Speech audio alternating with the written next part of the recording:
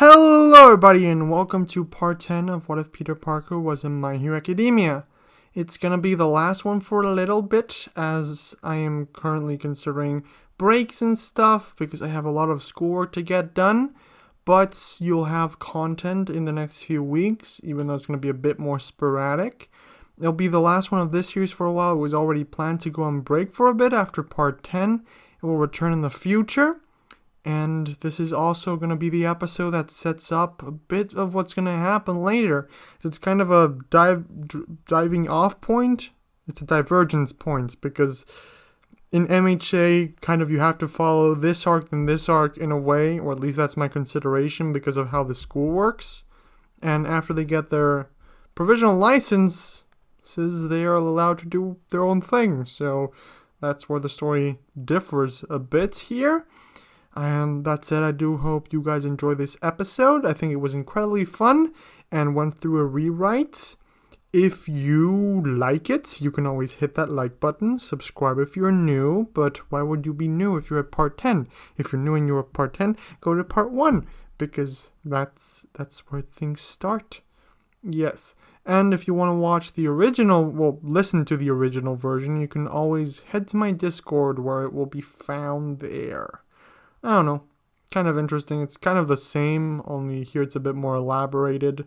Yeah, I don't know why you want to listen to it, but you can if you want to. You can also join the Discord server for other reasons. I don't want to take this on any longer because the video is already pretty long, so enjoy.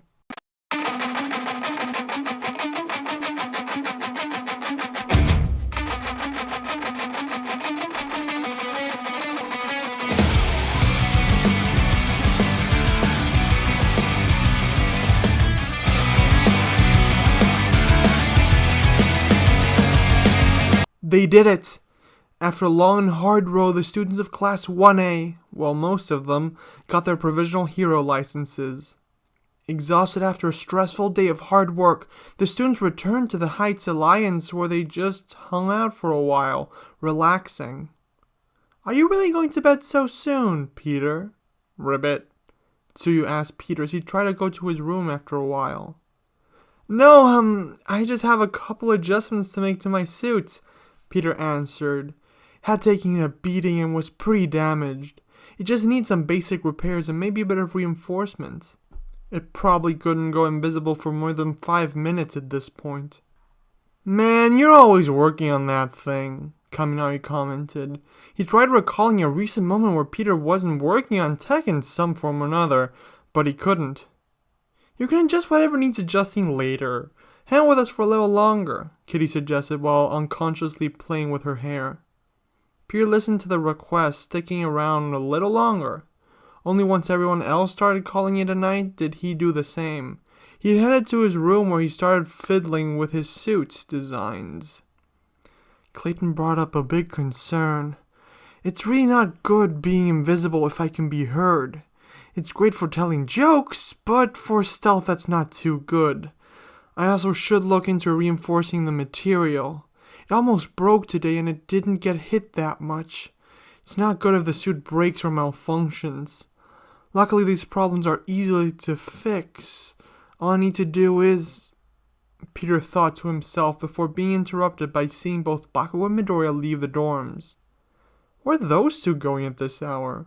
Peter wondered out loud while checking the time. He had done basic repairs and started working on the suit's design, but after hanging out with his friends, he totally lost track of time. "I guess I should be heading to Sleepy Town, huh? I can't be sleepy tomorrow when the new school year actually starts. I'll get in trouble if I do," he commented.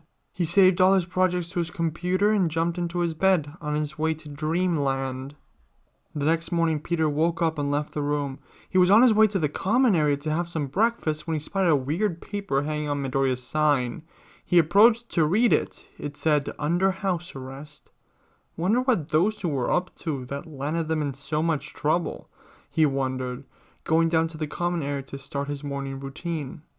After getting ready, Peter, along with the rest of his class, went to their classroom. There, Aizawa explained to them what happened between Midori and Bakugo, warning the other students in the class to not cause trouble because next time he'll end up expelling the culprits. Once the situation was explained and the students knew not to attempt such a stupid stunt, Aizawa told them that they were going to the second semester assembly. On the way they ran into Class 1B. Monoma tried to start beef with Class 1A, but Kendo stopped him from getting too far. After the assembly ended, all students of UA returned to their classrooms. Okay, starting today we'll resume our regular class and training schedule. I know a lot has happened recently. However, you need to switch gears and focus on your school duties. We're lecturing today, but this semester you'll have even harsher training than before, Aizawa informed once everyone had settled back into their seats. Some of his students started questioning the last part of the statement, prompting Aizawa to get serious. Excuse me, sir. May I ask a question? Ribbit. What were those things the principal mentioned during the opening ceremony? Ribbit. I've never heard the term hero work study before. Tsuyu asked after raising her hand. She had little idea what it could mean, but was very curious as it was likely something very important for her career. Other students started adding to Tsuyu's question, which prompted Aizawa to calmly answer all their questions and concerns. I was planning to talk more about those at a later date, but I guess telling you now is more logical. To put it simply, it's work outside of class, like the internships you did at pro-hero agencies before, only closer to the real thing. If this is an option for us, then why work so hard at the sports festival to get noticed and scouted? Peter asked in a calm manner. The whole idea seemed highly illogical to him. He worked his butt off at the sports festival after all. Had he done that for nothing? Yeah, Uraraka agreed.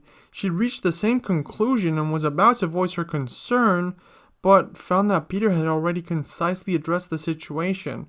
After her, other students started adding to the point as well. That hard work pays off now. You will use your connections from events such as the sports festival to secure a work study. It's basic networking. It's not something to do with normal classwork. It's special for each student. Originally it was different, but it ended up like this, so many agencies don't end up fighting over just UA students. Aizawa calmly explained, addressing the students' questions one by one. With your provisional hero licenses, you can now assist in real ways and for longer periods of time. Up until now, not many first years have received their hero licenses. With the recent increase of villains, we're currently debating the idea that you too can participate in a hero work study. More information will come at a later date. For now, we have other things to worry about. The door then slid open, with President Mike stepping in. It was time for English class and he was ready to teach. Oh, one last thing, Aizawa said as he left, turning to face Peter. Peter Parker, the principal wants to see you after class. It's nothing bad, it's about your curriculum. After the normal classes ended, Peter started making his way to the principal's office as requested. I wonder what this is all about, he wondered on the way. He could easily put the pieces together, so he had a good idea of what it was going to be about, but he could never be sure. After walking for a few minutes, Peter arrived at the principal's office. He informed the assistant and was promptly led into the office. Ah, welcome, Mr. Parker. Please take a seat, Nesu said after watching Peter walk into the room. You're probably wondering why exactly it is I called you here. I assume it's because of the special curriculum I had for the first semester, Pierre responded. He wasn't stupid. If it was about the curriculum, it had to be about this. You did say that it'd be implemented for at least a semester, but that I'd eventually have to choose. Nezu nodded and calmly said, Yes, I'm sorry you can't continue this special path for longer, but due to recent events such as All Might's retirement and the fact that you've earned your provisional hero license, it is time that you choose which course you will continue in moving forward. You have been an exemplary student, consistently getting good grades across the board, but we can no longer maintain this. You don't have to decide now, but we'd ask you to. Hero course! Peter said without hesitation, cutting off the principal mid-sentence. I'm definitely picking the hero course. Wonderful. I was hoping you'd reach that conclusion. But of course, the choice was up to you in the end. I'll get the paperwork in order. Nezu said, not that bothered about being interrupted. One more thing, sir, Peter said after getting up to leave. I would like to ask to still be able to use the development studio, at least to keep up the designs and upgrades to my suit. I'm sure that's a request we can accommodate, but you'd have to ask Paraloader, as he is the one in charge of that department, Nezu said, responding to the request. It was reasonable after all, nothing too hard to do. Peter then left the office, heading back to the dorms, making one pit stop on the way. I'm sorry, Paraloader. Am I interrupting? Peter asked upon reaching the development studio. No, it's fine. What is it, Peter? The teacher asked in response. You see, I've been informed that I can no longer attend the special curriculum I've been doing, and that's fine, but I wanted to ask for permission to use the development studio in order to upgrade my suit and designs, Peter answered. Sure, knock yourself out, as long as you have supervision, that is, Paraloader said. He knew the talents that Peter possessed in the world of inventions and saw no harm in letting him continue to hone his skills. Thank you very much, Peter said, bowing to his teacher before leaving to return back to the dorms. Over the next few days, while Midoriya was under house arrest, Peter finished the designs for the small upgrades to his suit and sent the developing request in. He had nothing else to work on, nor did he have extra classes, so he had more free time on his hands after school. He used that time to hang out with his friends, those who were of the hero course and those from other courses, like Gwen and Harry, who he really got along with. He did a lot of his own homework with them. The days of house arrest ended for Midoriya and he returned to class. Now that Midoriya is back, we'll go into more detail about what work studies entail, Aizawa announced, turning to face the door. Go ahead and come in. The door opened with Mirio, Nejire, and Amajiki stepping into the classroom. I'll have people who've experienced them firsthand explain. I suggest you listen carefully as they point out how work studies differ from internships, Aizawa explained, proceeding to introduce the big three. This was the most logical way to do it, and it also allowed him to take a bit of a break. Wait, so they're basically pros who are still in school, right? Peter thought to himself, trying to make sense of the explanation given. Get to it. Introduce yourselves briefly. Let's start with Amajiki, Aizawa ordered, wanting to get this over with. The members of the big three tried to introduce themselves, but Amajiki, being the nervous wreck that he is, and Nejire being as curious as she is, they ended up throwing the whole conversation off track. It was only thanks to Mirio that the explanation got back on track, as he suggested a demonstration to show the students what a workplace study could do for you. All of Class A was to fight Mirio in an all-out fight. Aizawa gave the go-ahead, so the students changed into their gym clothes and headed to Gym Gamma. Wait, are we seriously doing this? Kamala asked, a bit weary of having to fight an upperclassman. He had way more experience and probably more power than them, but he was only one person. Of course we are, Mirio answered without a second thought. He then started stretching to get ready for the fight. Amajiki tried to protest the situation, suggesting instead to just explain what can be learned from a workplace study, but Nejire cautioned Mirio to restrain himself and not hurt the students too much. Now who's gonna start this party? Mirio asked after a bit of banter between him and the class. Spiders first, Peter answered, cutting off Kirishima before he could say anything. No, I'm first, Midoriya said, asserting himself. He had been suspended for a couple days and was itching for some action, not to mention he could learn from this. Everyone got ready for the fight. Midoriya activated One for All to 5% and launched himself at Mirio, ready to deliver a full-powered kick. Mirio activated his quirk. His clothes fell off, so he tried to grab his pants. He startled the class, but still left a great opportunity for Midoriya to attack. Midoriya hit Mirio in the face, but the moment of impact, he just went through, landing behind his upperclassman. Went straight for the face, huh? Mirio asked as a web, a sonic blast, and an acid stream passed through his head. Those attacks were followed by an elongated fist to the head, which then retracted to Kamala's arm as she shot a long-distance kick. That just went through him again. So his quirk is like Kitty's, Peter thought, trying to analyze the situation. He wasn't as good as Midoriya in that regard, but if he wanted to win the fight, then he had to do it. Well, not exactly. She's still susceptible to Sonic's. He isn't. So while they're similar, they aren't the same. Still, there must be a way to... Peter's train of thought was cut off by his spider sense warning him. Mirio suddenly appeared behind Jiro. He wound up for a punch before it could make contact, however. Peter shot a web at Mirio, but it just went through him again, so Mirio hit Jiro in the gut unimpeded, with enough strength to take her out of the fight. Seeing how quickly Peter reacted to his moves, Mirio deemed him as the biggest threat among 1A. He vanished into the ground, re-emerging behind Peter. Peter managed to jump into the air in time, being warned by his spider sense again, so he managed to avoid Mirio's strike. "Missed me?" Peter taunted, webbing up to the ceiling to stay in the air, the safest option considering the current circumstances. "You're not the only one who can go through things," Kitty shouted, appearing out of the ground while throwing a punch at Mirio.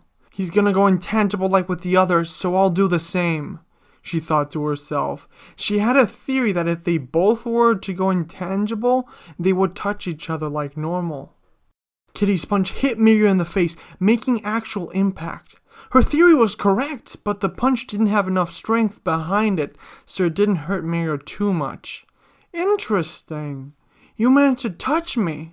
Good job," he congratulated, grabbing Kitty by the wrist and throwing her against her friends moments later. She went intangible before making impact, so she hit none of them, but it was enough to make most of them flinch. Mirio used the chance to easily take down a couple of students.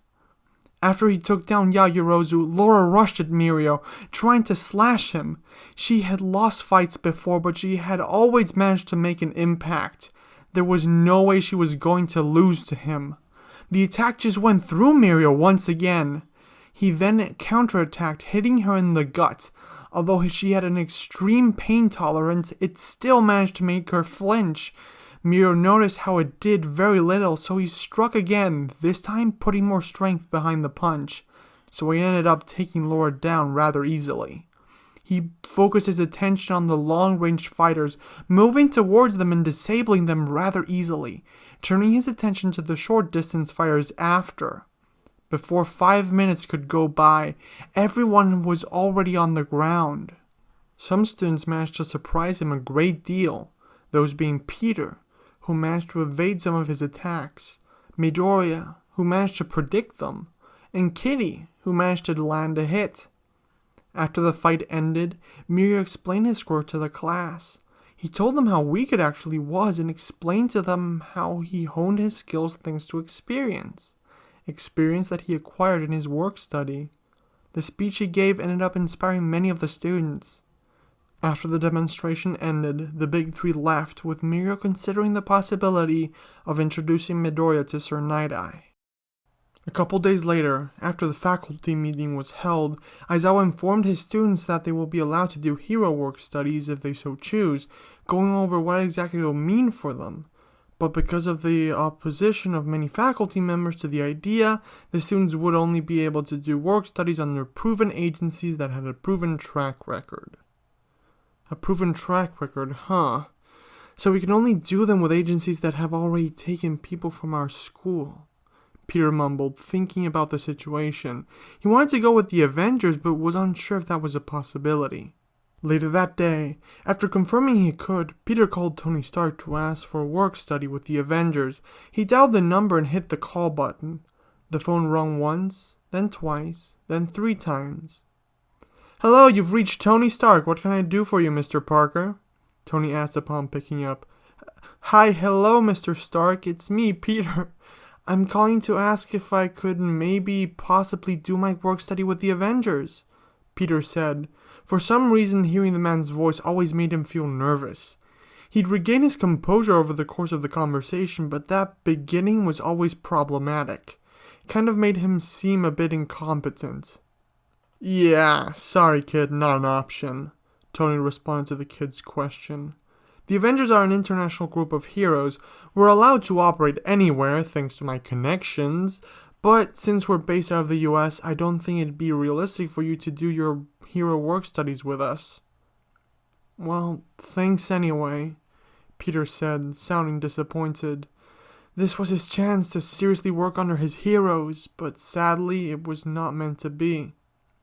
Look, kid, if you want my advice, look through your list of offers. Check where you can go and what you want to do. If you can't decide, then I'm sure the answer will present itself eventually, Tony said. Wait, no, don't put that there, it'll cause it! Suddenly, the other side of the call went silent, so Peter hung up. Listening to his idol's advice, Peter opened up his computer and opened up a document that held the names of all the agencies that sent him offers.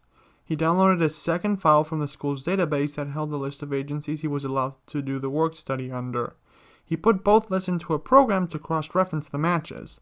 The list was narrowed down from 2,359 to 121. Still, those were a lot of places. None of them were a particular note, so he'd have to sift through to decide. He looked at the clock on his computer. It was getting pretty late. Sure, he didn't have class the next day, but still he had a lot planned for his day off. The next day quickly arrived. Peter quickly went through his morning routine, did some homework, and spent some time working on some designs in his free time. He was starting to design ideas for a couple classmates. He had run out of ideas for himself, so maybe this could inspire him.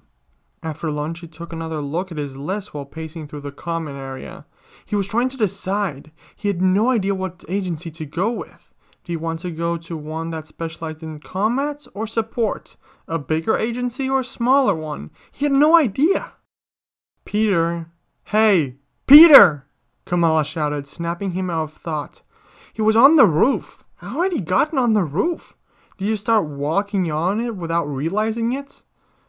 Defeated and paralyzed by indecision, he laid on the couch. Maybe a while of passively thinking about it without moving would help him pick. For the next 20 minutes, he just laid there while looking at his list. He wasn't paying attention to who came and went, but at some point Midoriya came back from his expedition, informing his friends that he got an internship. Awesome, congrats, dude, Peter said before returning to his little bubble, while the others discussed the situation further. Moments later, while Peter read from his list, Aizawa showed up to inform Tokoyami that he got an internship offer from Hawks, an offer which Tokoyami accepted. Also, Kirishima, apparently a Majiki from the Big Three wants to talk to you about something. Uraraka, Asui, you've got your own Big Three summons from Hado.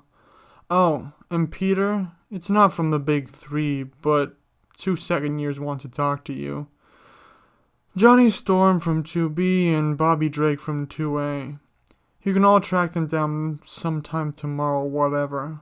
That's all for now, Aizawa informed, snapping Peter out of his thoughts. As quickly as he showed up, he left. Who are those two? Peter asked. He never heard those names before. He had no idea who they were. They're second-year students. They ended up in the top 4 in the last 2 sports festivals. They have a fierce rivalry going on that's very exciting to see on screen. They have really amazing quirks. One can combust at will and control his flames, and the other can do the same with ice, Midoriya answered. So they're like Todoroki split in half? Peter asked. Sure, that wasn't what Midoriya said, but it was close enough. One had fire and the other ice. If that wasn't a Todoroki split in half, then what was? Not really, Todoroki said, overhearing the conversation and chiming in.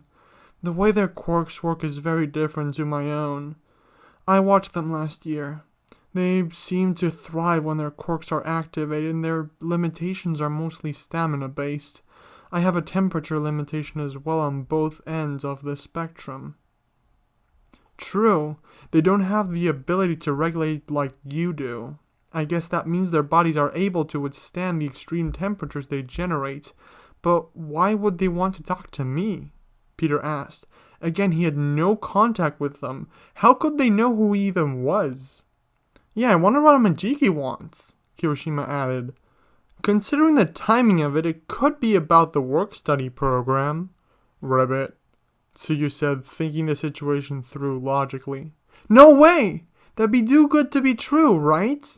Ochako exclaimed at the realization.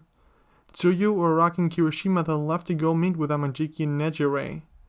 How would the second years even know about us being able to do work studies?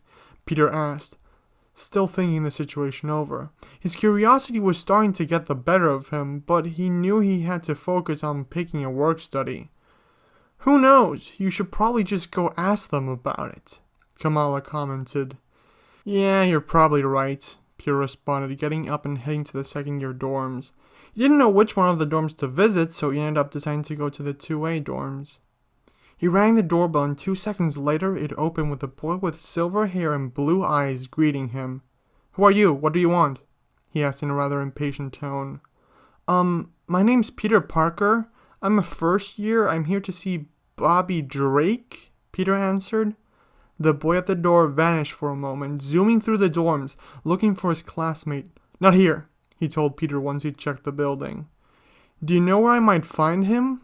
Peter asked. He wanted to get this over with as soon as he could, so he could get back to the work-study selection thingy. The silver-haired boy looked back into the building and shouted, Hey, Billy! You know where Bobby is? I think he's in the gym beta, practicing with Johnny from Class B, Billy answered, looking up from a weird-looking book for a moment. Good enough? The silver-haired boy asked. Yeah, thanks, Peter answered while turning away on his way to the gym. After a few minutes of walking across campus, he arrived at the gym. Seeing it from the outside reminded him of his training for the provisional licensing exam.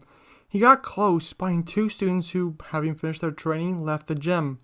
I'll get you next time, Johnny. You'll see, Bobby said to his rival, a huge grin on his face. Cold sweat was still coming off of him, even though he had already changed. Yeah, right. Ain't no way you're beating me, Johnny responded while cleaning off his own sweat with a towel. Dude, I've won against you plenty of times. Our scores are like 19-21, Bobby retorted. He was sick of Johnny gloating like he won every fight they had. As they walked back to the dorms, Bobby and Johnny spotted Peter and stopped to greet him since he was in their way. Who are you? What are you doing here?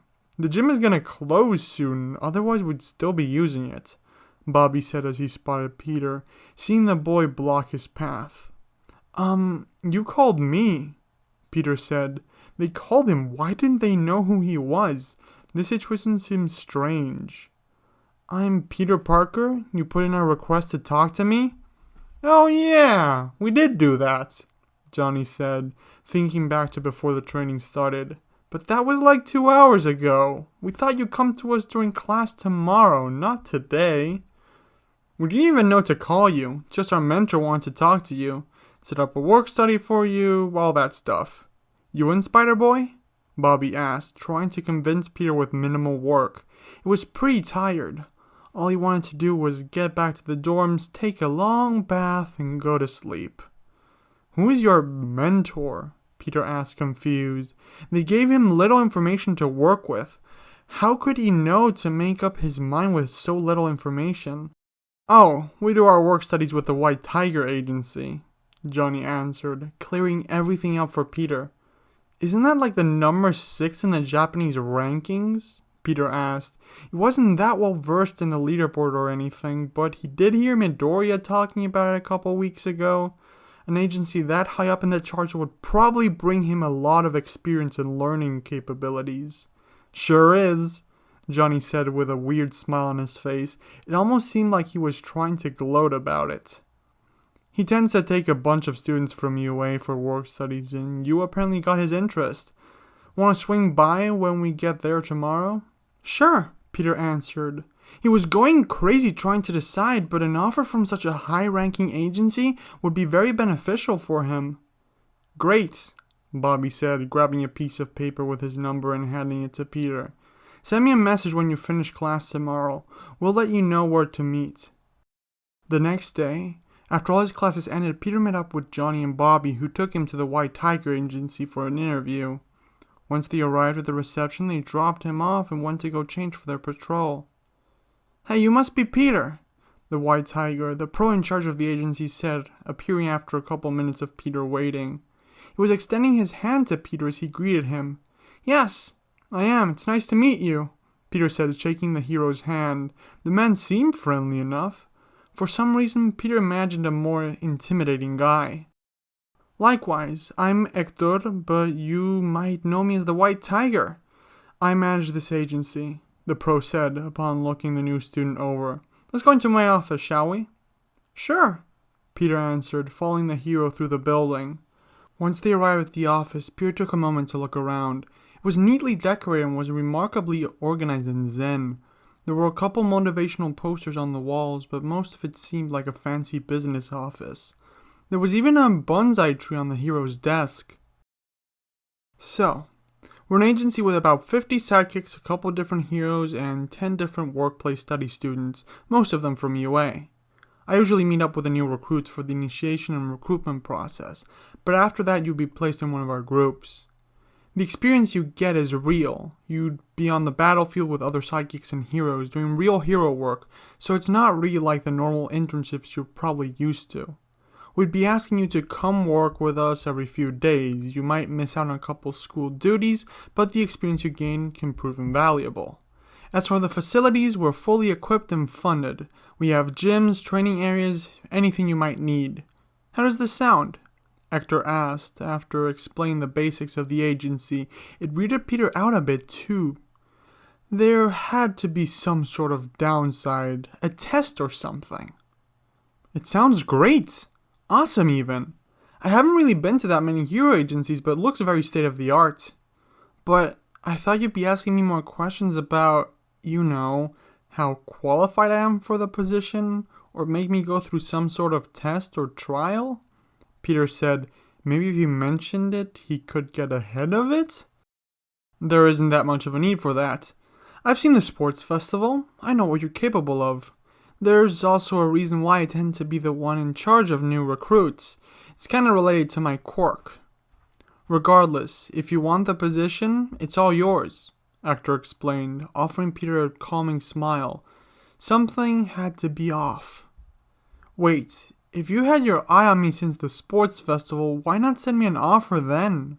Peter asked. The situation seemed strange. Well, to be fair, I only watched it recently.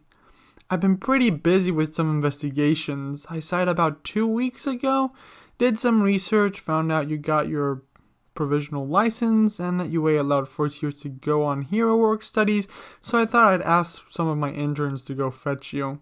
I also asked some to talk to someone else, but I guess they haven't gotten here yet, Hector explained. It seemed logical. The guy was busy, so he couldn't have watched the sports festival. His spider sense wasn't going off, it was totally calm, and he seemed like a nice guy. But you haven't even answered my question. Do you want the position? Yes, I would. I think it'd be a pretty good chance to get some experience, Peter said. After hearing his answer, Hector extended his hand as if asking for something. It took a moment for Peter to put the pieces together, but once he did, he handed Hector the form, which he promptly stamped.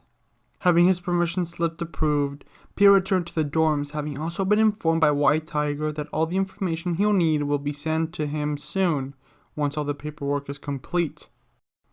It took a couple days, but the paperwork got approved and Peter was allowed to do his work study with the White Tiger Agency. 3 days after meeting the pro hero, Peter returned to the agency, this time as a workplace study student. Once there, he saw a very unexpected face. Wait, you're from Class B, Kendo, right? Peter asked after approaching his fellow student.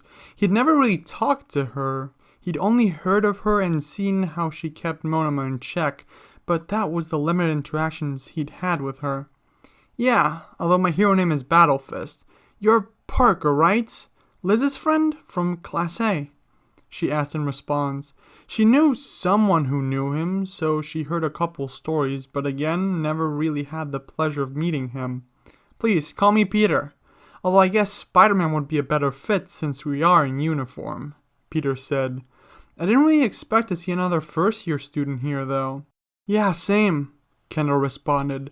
I thought I'd be the only one, but regardless, it's nice to officially meet you.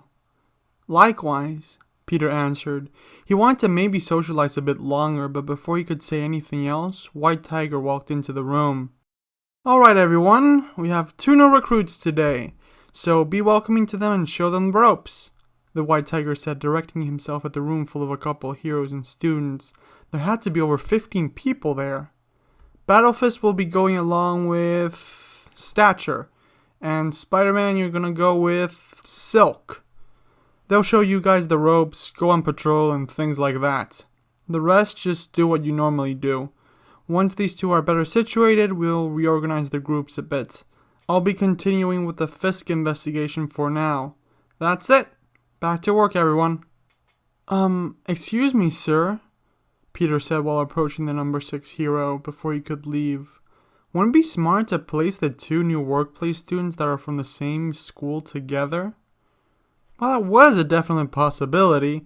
I thought placing you both with someone with a similar fighting style that you can personally ask questions to and learn from would be the best option for now. I have to get going. Good luck on your first day, White Tiger said as he left, heading back to his office. He seemed in a bit of a rush, so maybe he had something important to do. He did say he was continuing with an investigation. So, I guess we're paired together, Spider-Man, right? I'm Cindy Moon. My hero name's Silk, Cindy said, approaching Peter. Peter Parker, aka Spider-Man, Peter confirmed while smiling under his mask. This was the first time he'd gotten a direct one-to-one mentorship. It could prove beneficial. Okay, Parker, let's get going. Today I'll show you the ropes while on patrol. What's your quirk? Cindy asked. If she was going to be fighting with him for the time being, then knowing each other's abilities seemed like a decent idea. My quirk is called Spider. I can do anything a spider can. Have enhanced strength, speed, reflexes, which extend to a warning system, and I can stick to walls, Peter answered. No webs? Cindy asked, confused, as they left the building. I do, but my natural web shooters hurt, so I tend to use these support items I built as a substitute, Peter answered. Oh, so you're relying mostly on support items. Wait, you made them yourself? Cindy asked, surprised. She had met a lot of heroes who primarily used support items, but that someone would build them themselves was a rare sight. Well, I'd say I keep a balance between quirk and support. The items help me a lot, but they're just tools. I try not to let them control me. I still need to be able to fight without them in case they ever fail.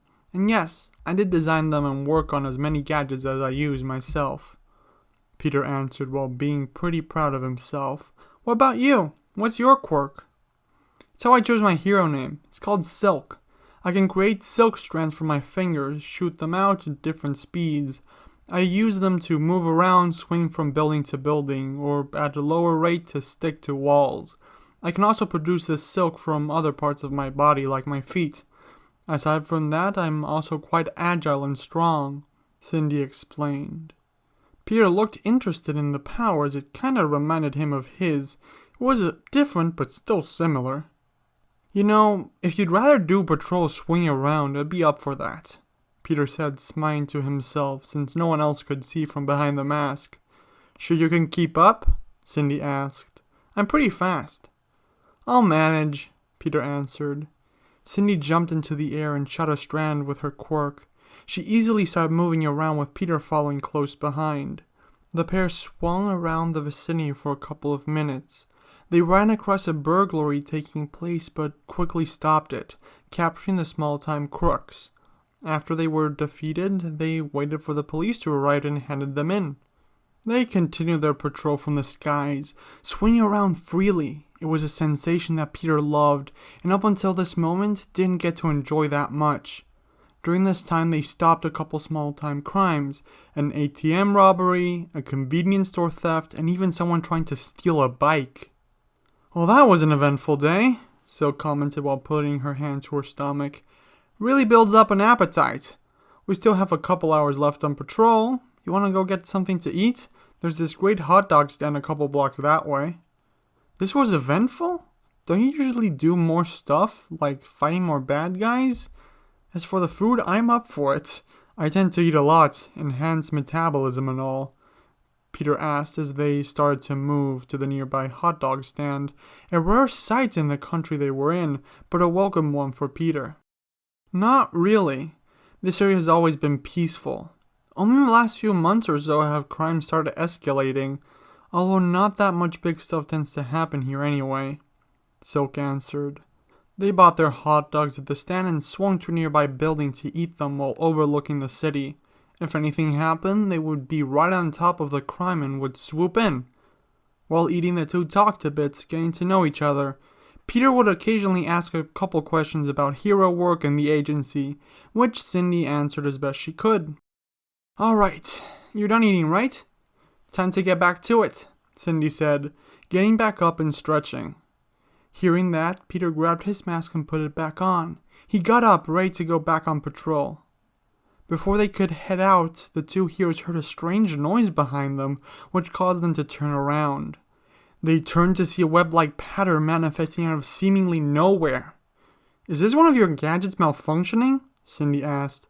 What do you think? I'm some sort of wizard? I'm not Gandalf, Peter exclaimed. All he knew was based in science. This seemed more like magic.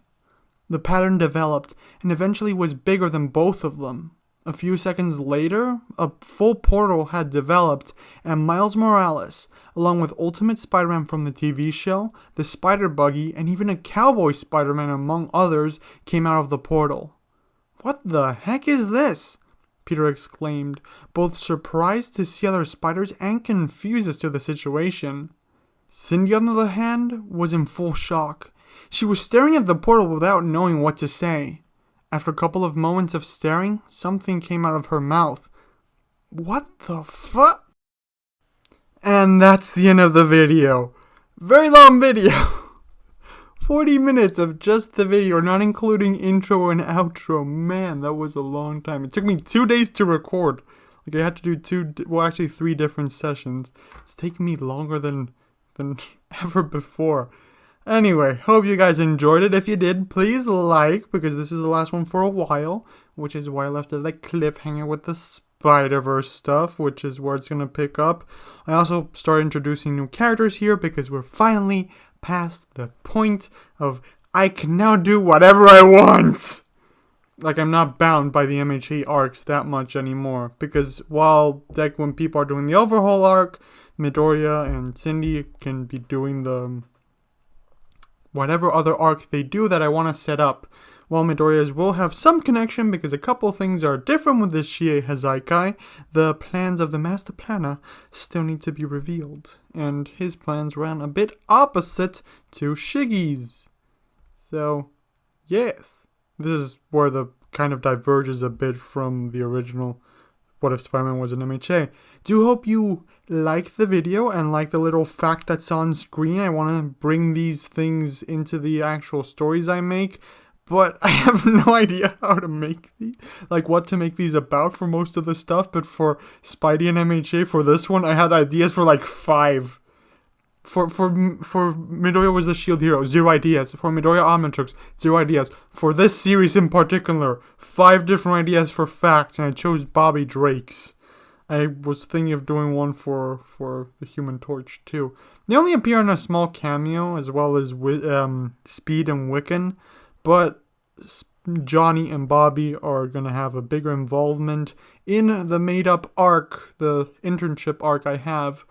I want to keep this outro short, or as short as possible, even though it's already like 2 minutes long, because the video is already so long and I don't want to pass 50 minutes.